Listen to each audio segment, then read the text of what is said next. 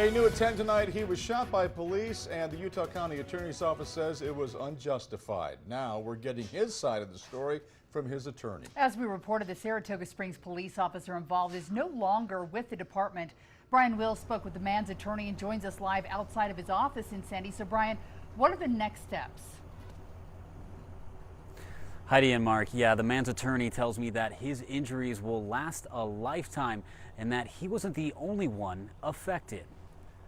He's going to have issues with the scarring and the functionality of his lung for the rest of his life. David Francis represents 43-year-old Gabriel Cota, who is still suffering the effects of when he was shot by Saratoga Springs police officer Dean Sekona during a traffic stop in 2024. The scariest part of this whole thing was Kate, the 13-year-old daughter.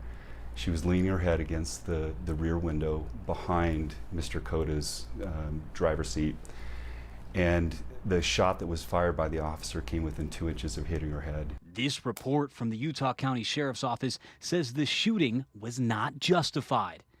It says Officer Sekona fired twice as Cota was driving away. They said the car would appear to be moving forward or something like that. What does Gabriel say? He had his foot on the brake the entire time.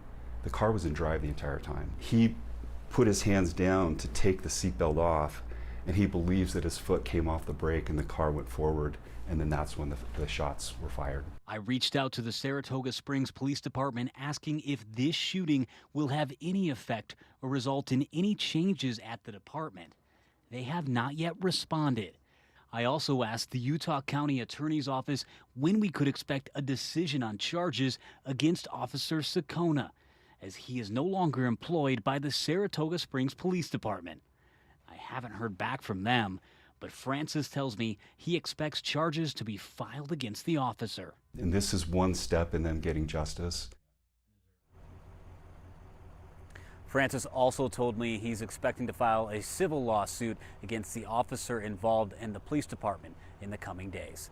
Live in Sandy, Brian Will, KUTV 2 News.